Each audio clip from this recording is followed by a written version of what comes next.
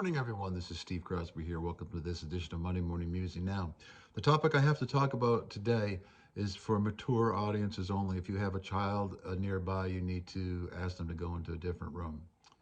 There's some things about Roman culture that are just not talked about that we need to understand because it affects this letter that Paul wrote to uh, Philemon, the whole issue of slavery.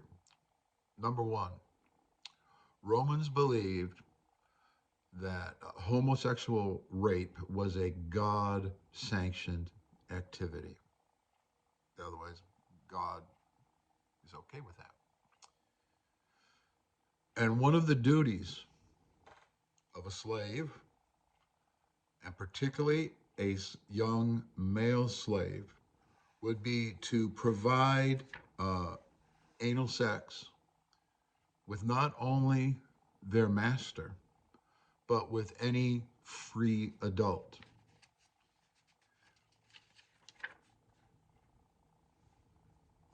Romans had a thing for smooth skinned little boys. There was actually a name for them called the glabri, Glabri, called the smoothies. And if you were like a slave boy just roaming the streets, it would be nothing for you just to be grabbed, basically kidnapped, and taken to somebody else's home and just to be humiliated again over and over and over and over and over and over again. The people who took you had a right to do so. Because remember, you're a non human and you have no standing. And they particularly enjoyed prepubescent little boys. And what would happen is if a boy started to develop, uh, he would stay in the service of the person who kidnapped him in slavery, but he'd have to have the hair plucked off of his body because that's what the Roman men enjoyed. They wanted smooth skin. They didn't want anything hairy. Now, remember, you're someone without a father, right? If you're a slave or if you're the son of a slave, there's no one to protect you. No one's going to come to your aid. No one's going to rescue you. Nope, just your lot. That's what's going to happen to you. And there's a whole societal value of significance about who penetrates who anally.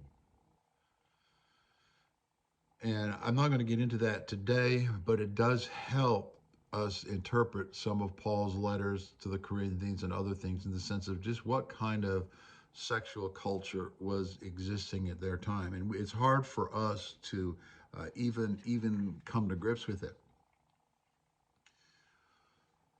But even a Roman son, a legitimate son, had to be very careful.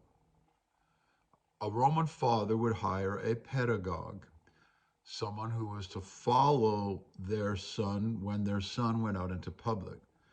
That pedagogue was not only to instruct him in, in the ways of how to grow into Roman adulthood, but that pedagogue, part of the pedagogue's job, was to protect that son from the rape gangs. There were rape gangs just roaming the street.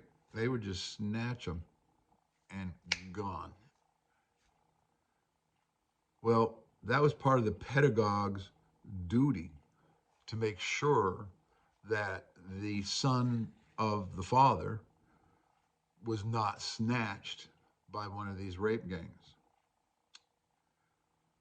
Uh, if you are into archaeology at all, and if you go to any of the remnants of Roman forts, like in northern England or North Africa, a huge erect penis, phallus, was considered a good luck charm. And you can find carvings on I mean, gigantic phalluses, like on floors and in walls engraved because God sanctions this thing and they want the gods to be happy with them. So a huge phallus was considered more or less a a, a, a protective talisman. And if your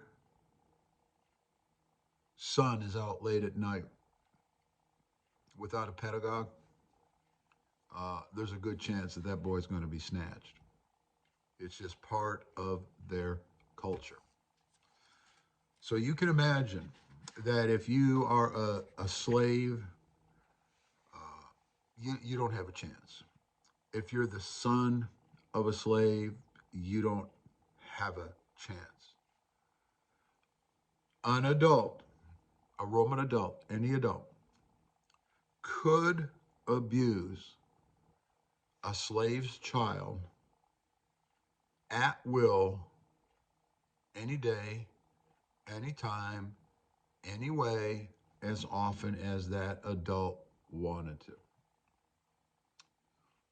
The master of the household had the same privilege with a slave or a slave's child. Folks, that is the world that the apostles were trying to bring the gospel message into.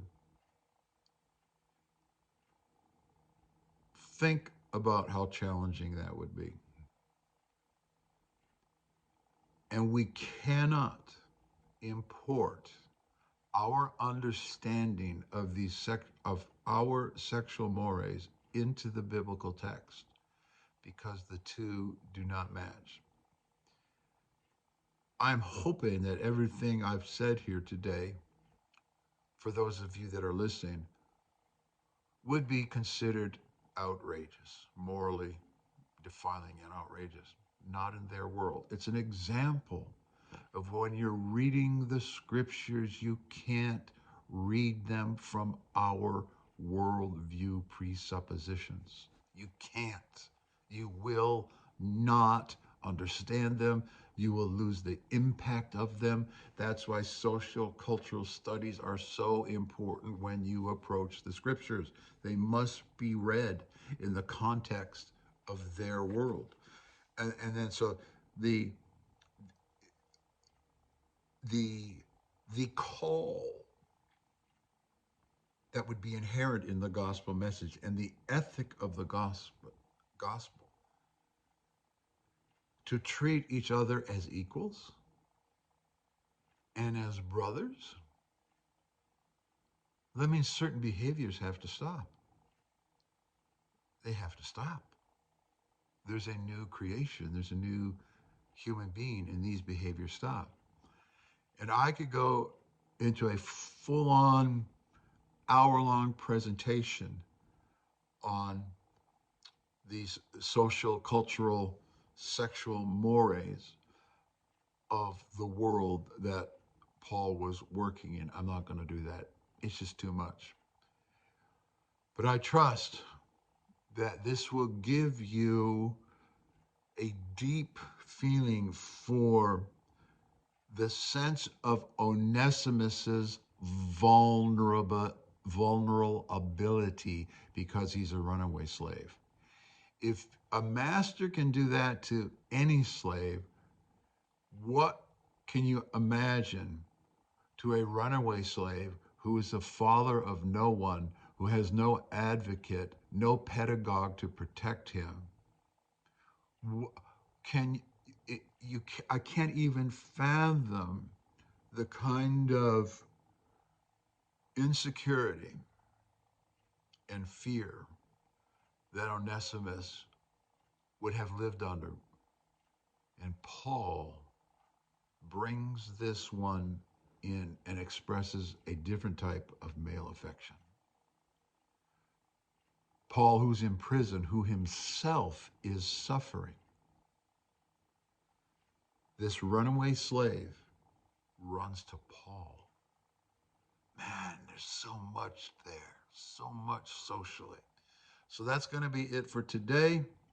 Next time we're together, we're going to start to take a look at the literal letter. And if you haven't read the letter yet, please do. I should have exhorted you to do that on the first session. See you the next time.